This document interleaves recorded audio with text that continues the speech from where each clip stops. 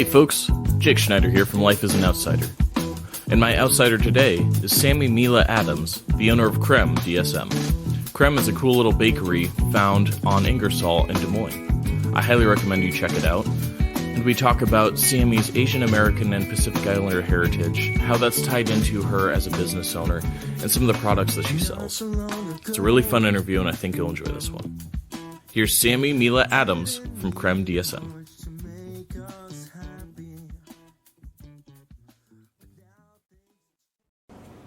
My guest today is Sammy Mila-Adams, the owner of Crème. How you doing today? I'm good, Jake. How are you?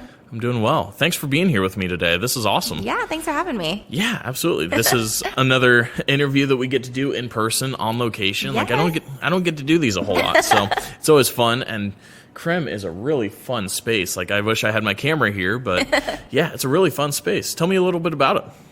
It is very much a example of like everything that I love. So modern art, for example, vinyl toys, lots of desserts, instant cup noodles. We also have alcohol, let's be real. I love all things snacks. So we've got like chips. We do a house-made oyster cracker that is super addictive. And then I've also got like cookbooks, plants, just it's a mishmash of all of my faves. Hey, there you go. That sounds awesome. I mean, why not throw everything together that you like? And it sounds like it's working out well for you. 100%. So tell me a little bit, how did you get to Crème? So the previous owner is a colleague of mine. We've done a couple projects in the past. And then fast forward into Thanksgiving of 2021, she posed the question to me just to see if I was interested.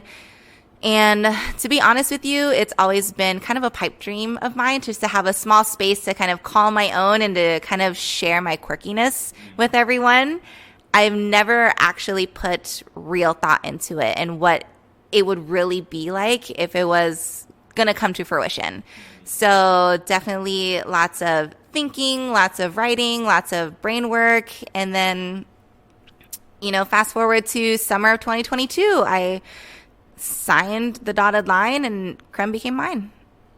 That's awesome. So you talked about it being a little bit of a pipe dream to have your own place. Was it always a restaurant? Was it always what was your own place? When you think about the initial vision of that, what was that place like? I never really had a vision of what it was going to be. I knew that like baking was always a niche of mine just because I have a pretty strong chemistry background from Iowa State. But I didn't know if I wanted a bakery, if I wanted a cafe, if I wanted a coffee shop. It was just kind of up in the air. The only thing I was really for sure on was the feeling. And I wanted it to be somewhere where people walk in and instantly feel comfortable. It was one of those like, I've got something for everyone. You're looking for sweet? I got you. You want savory? I got you. You want alcohol? Got that too. It's just water? I've got that too.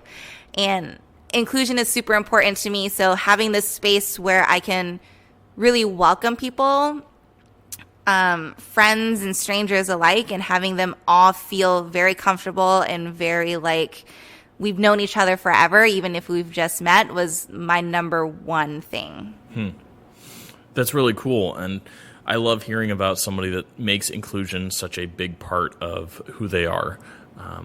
Tell me a little bit, why is it so important to you to be so inclusive? I think in light of COVID and just everyone just spending so much time apart, that now that normalcy is coming back and now that we're kind of coming out in the wild again, it's more important now to realize that we are all human and we all kind of need connection. And I think COVID forcefully taking that away from us kind of showed us how important it is and how being human can be so hard, And so I think it's super important to just have a space where it's safe, that you can feel comfortable liking what you like, being who you are, whatever that may be. And I think it's important for everyone to feel like it is okay to be who you are. I really like what you said with that, you know, it's all about creating a safe space for somebody to be, you know, who they can be. And what I'm hearing a lot of is inclusion and community for you go hand in hand. Mm-hmm.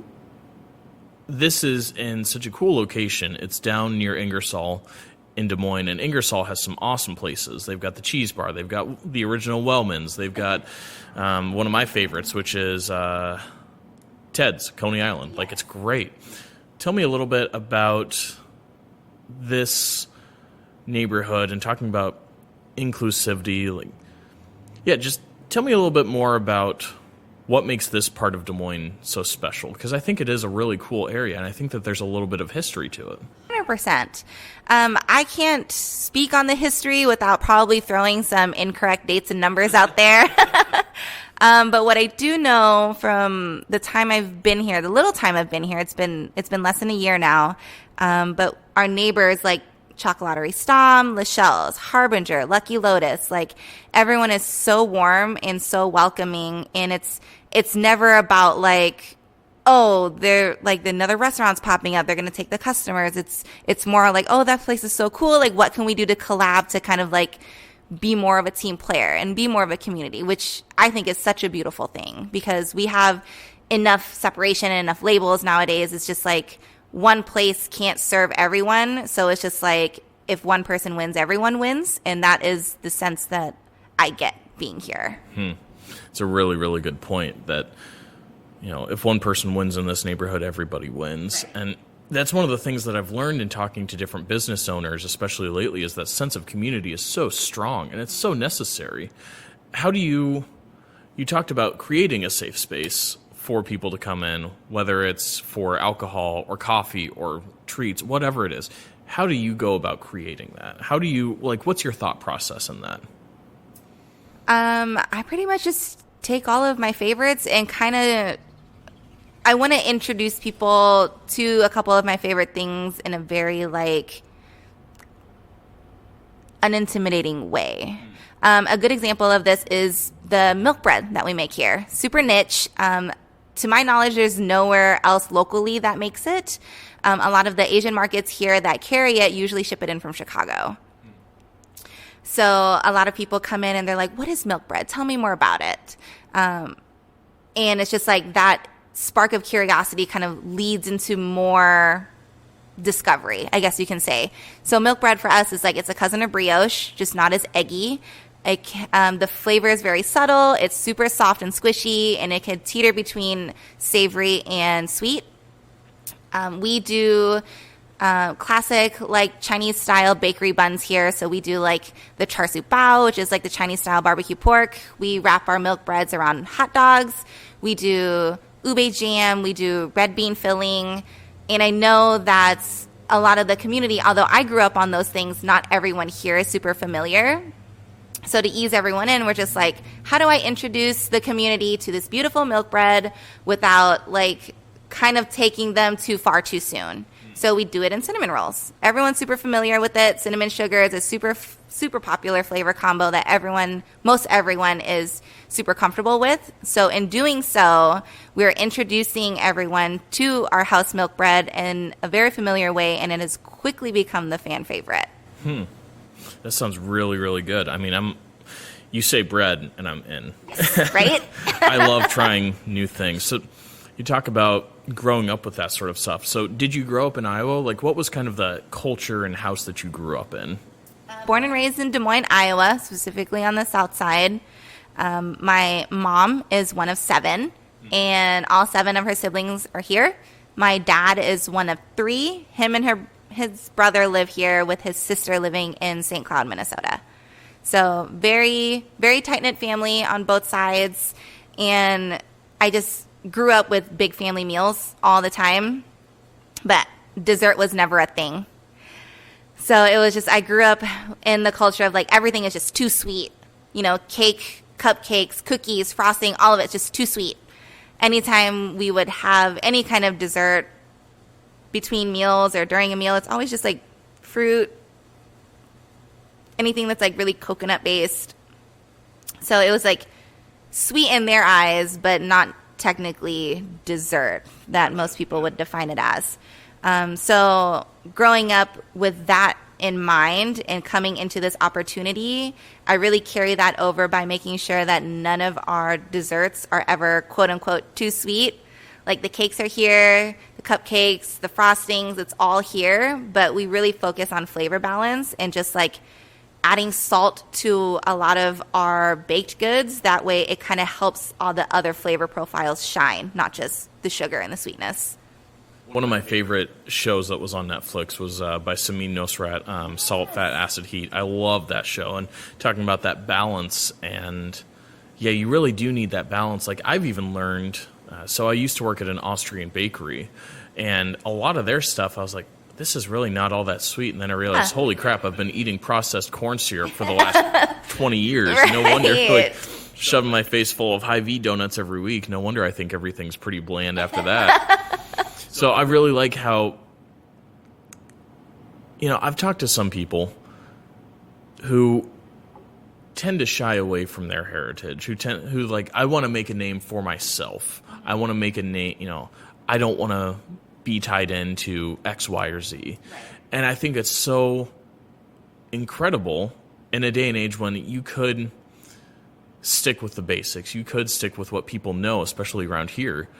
I love seeing that you're willing to branch out and say, this is my heritage. This is what I grew up on. I want to introduce you all to it. And especially what you said in a non-intimidating way. I think that's really, really cool.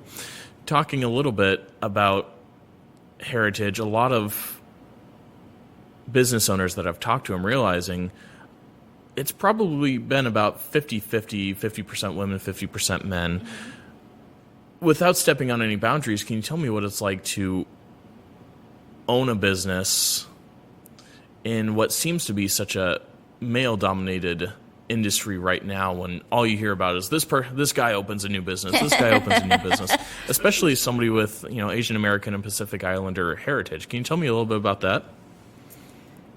To be fully transparent, there are definitely moments where I feel like I'm just not taken seriously.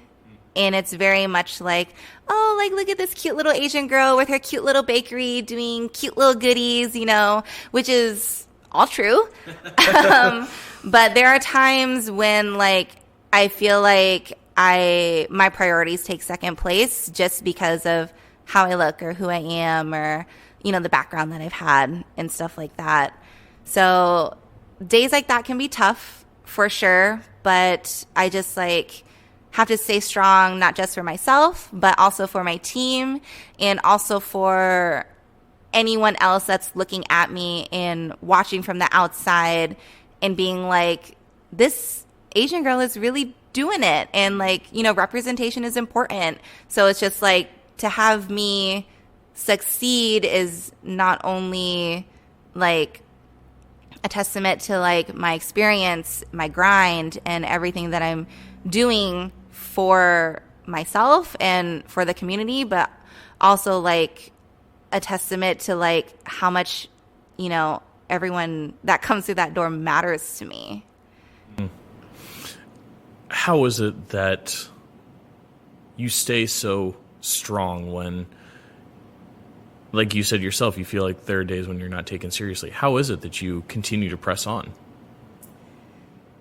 I've always been such a giver, and like every time someone comes to me for advice, I'm always like, you have to put yourself first. Always, always, always. Because if you aren't running at 100%, then you can't give 100%. And that's not fair for the people that you care about. So just moving forward with that in mind, that really drives me because, again, I'm such a giver. I'm always trying to help. I'm always trying to accommodate. So it's just like, I need to make sure I take care of myself. That way I can give the most to others. So I just do my best to maintain that mindset the best that I can. And just like, the better off I am, the more I can give and the more I can do. It's a fantastic perspective. I think it makes me think of a saying that one of my pastors has, which is, you can't serve from an empty cup. You can't pour from an empty cup. And what he means by that is you cannot pour into other people when you are drained, whether it's physically, mentally, emotionally, spiritually, whatever it is, you have to take care of yourself first. I mean, there's always the allegory or the metaphor of putting your own mask on a plane before helping somebody else with theirs, putting your own oxygen mask on.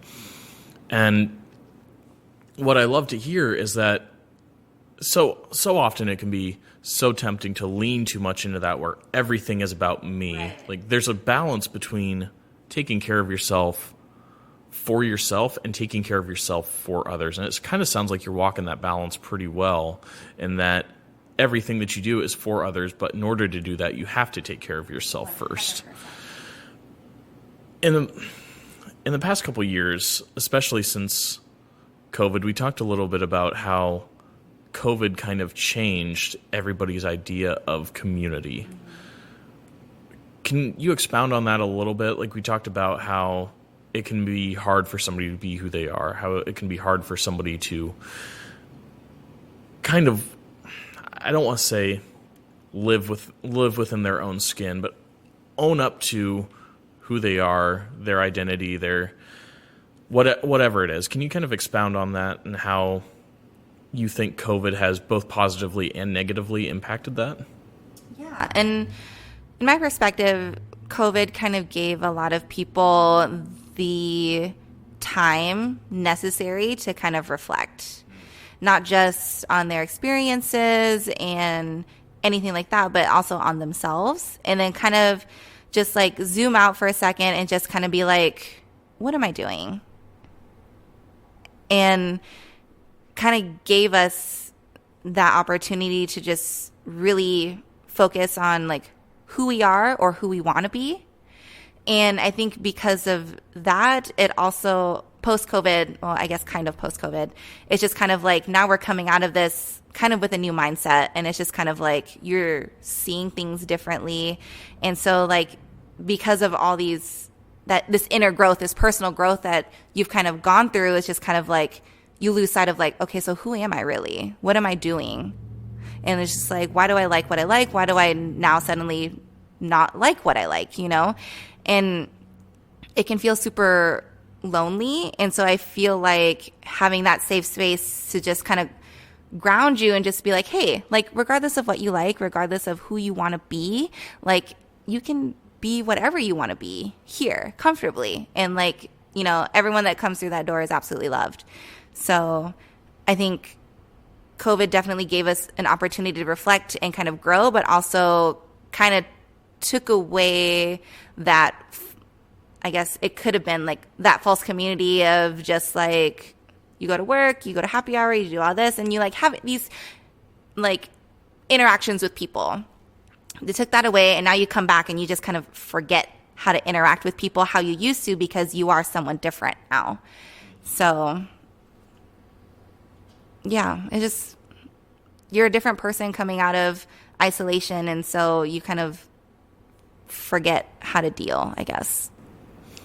I can 100% empathize with that. I mean, it was so weird how 3 years ago, like it's, you know, March 19th when we're recording this. I'm kind of dating this. I always normally hate doing that, but it's March 19th when we're recording this. 3 years ago, right around to this day, everything was shut down. Absolutely, yeah. It was like, I saw pictures that a friend posted.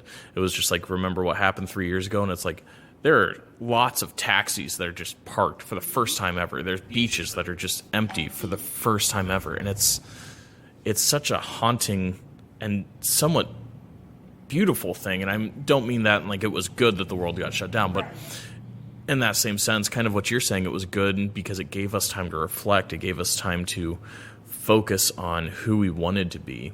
And I love hearing your intent to create that safe space. And from everything that I'm seeing here so far, it seems like that's going well. And not only that, but you're also creating a space where you can uplift and support your community by carrying so many local vendors. Yes. I'm all about local vendors and supporting each other. And one thing that you said earlier was, you know, when one of us wins, we all win. Right. So talk to me a little bit about, it's been 6+ months since you've taken over here. How are things going? It's been a ride. So before this, I was a full-time culinary specialist and food stylist. I have 11 years of that in my pocket. So going from that to this is just black and white. They say that you'd never work as hard as you would working for yourself. That is 100% true. It's like I go working a 9 to 5 to now working 24 hours a day. Like I just don't stop. And it's a lot of work and it's not easy, but it's the most fulfilled I've ever felt. So the effort is so far very worth it. It's definitely very freeing when you don't have a board of directors telling you what you can and can't do. Right. Especially in a place like this where you were saying you want to introduce people to your quirkiness. Yes. So what do you mean by that?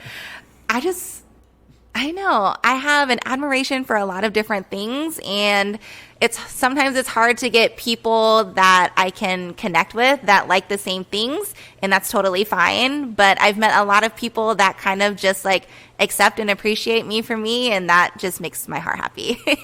I'm just curious, what are some of the quirkiest things you would say that you lean into that some people may be like, huh? A good example of that is our newest cookie on the menu. It is a peanut butter and Cheez-It. And okay. And you can't see my face right now, but I'm puzzled, but intrigued. You are puzzled, but intrigued. I get a lot of people that are just like, whoa, that's so cool. It's very reminiscent of those Keebler sandwich cookies that I would get as a kid. Duh. The square ones with the schmear of peanut butter. And it's like, we did that in full cookie form. I've had someone tell me it tastes like a Butterfinger, which is kind of crazy. It's like kind of sweet, but kind of savory and umami, but also kind of salty. And they're just like, I'm so confused by this. And I love it. And I didn't think I would because it's so weird, but I absolutely love it. So it's just kind of like taking familiar things like peanut butter and Cheez-Its and just throwing it together. And when I was testing that recipe, I was so over the moon about it that it was like full on embarrassing. Like I was just like high-fiving people and I was just super excited just to share this with the world. And I get a lot of people that come in here specifically looking for it and share that excitement. And on the flip side, I get a lot of people that are very much like, that sounds gross. Like, whoa, what is that? That's so weird. And then I would explain it, and then half of them are like, oh, that makes sense. Yeah, I'd try it. And the other half would be like, yeah, no, I don't get it. Honestly, half the times you get something that either sounds gross or looks gross, it's one of the best things ever. Oh, yeah. Like a couple weeks ago, I grilled out octopus for my birthday. Yum. And it was delicious. And my mom was having a hard time, bless her heart. She was having a little bit of a hard time with it because she's like, I can see the little suckers. Yeah. Like, yeah, no, I get it, but it's good. Yeah. That stuff like that is so good. And we need people like you that are like, I'm going to cross boundaries and put together a peanut butter and cheese like a cracker in a cookie. That sounds so good right now. The more that you're talking about it, the more I'm like, all right, that sounds awesome. But tell me, what's next for you? If you had unlimited resources for Crème, what would you do? But also, with your limited resources, what are you hoping to do?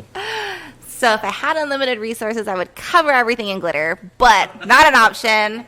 I want to do more pop-ups. And I think the pop-ups definitely give me and my team a lot of creative freedom to get a little bit more quirky and a little bit more funky. Because this being a very creative space, I want to push my team and kind of like uplift my team to also be part of that creative process. You know, if someone is just like, oh my gosh, like what if we threw hot dogs into it? And I'm just like, I don't know what that's going to be like, but we're going to try.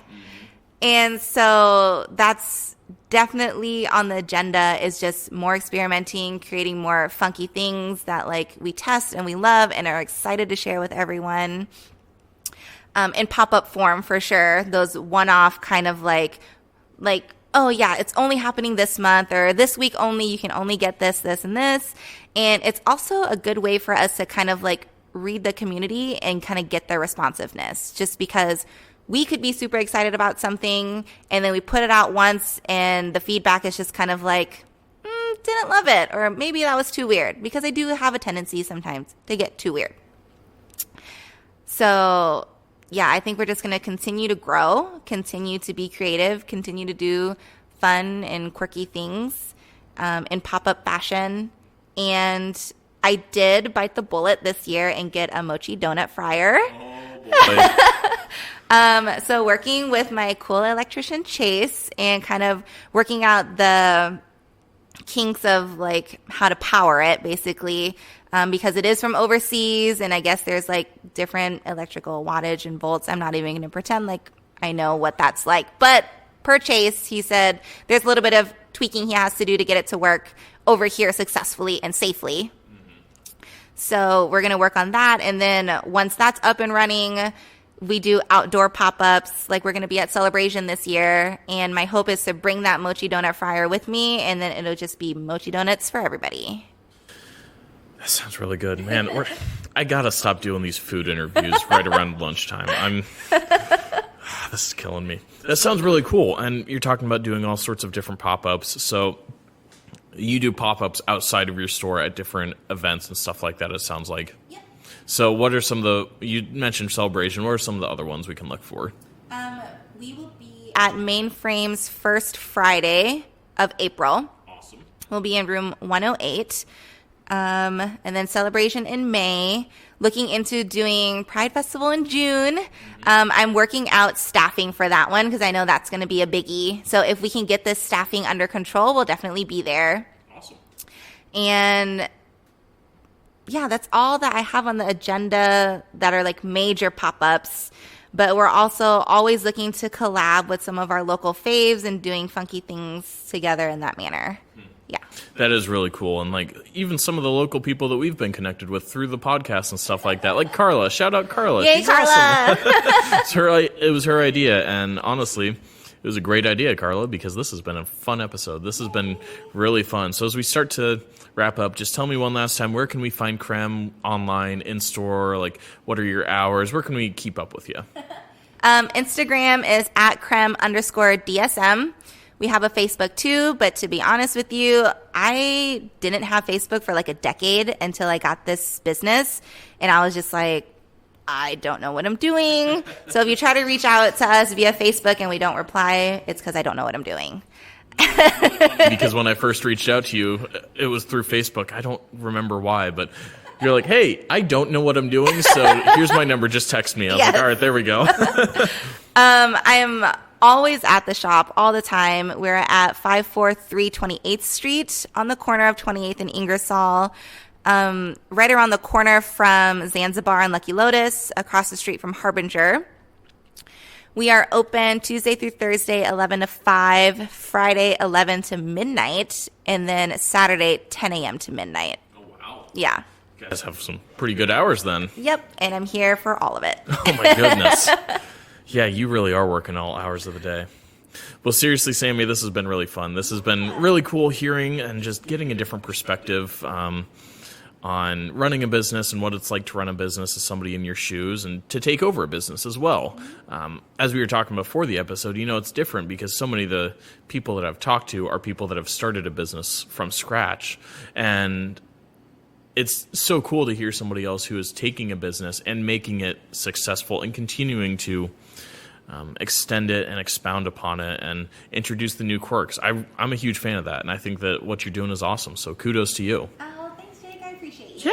Yeah, absolutely. I hope to stop down some more times and just actually grab some food and coffee because now I'm so hungry right now. Thanks for bringing up the Cheez-It peanut butter cookie. Now I'm just going to be thinking about that all day long. But this has been really fun. Thank you for being an outsider with me today, Yes, Sammy. I absolutely. hope you have a good rest of the day. You too. Thanks.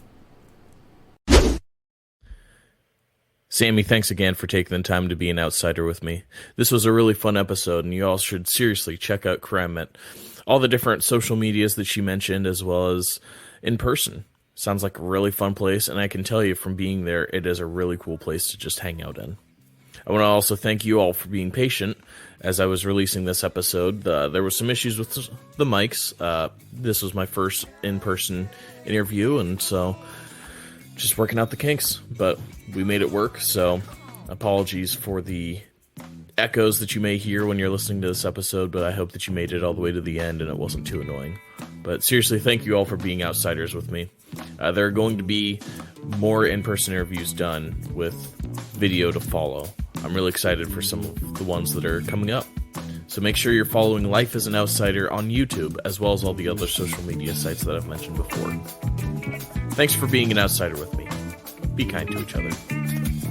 Life as an Outsider is a podcast produced by me, Jake Schneider. My intro and outro song is Groove by the ever-popular John Curry. Make sure to check him out on Spotify, Instagram, and Facebook. Thank you for being an outsider with me.